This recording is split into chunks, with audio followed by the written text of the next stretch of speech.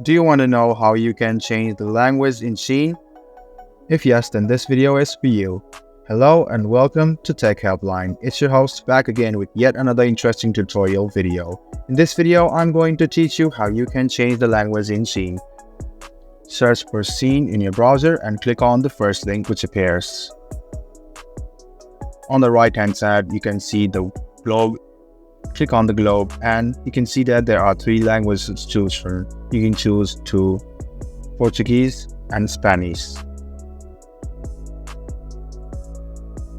Now to change it back, click on any of these languages.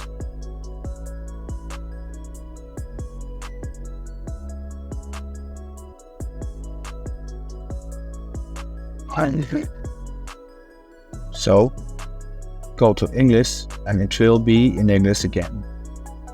This is how you change your language in Shein.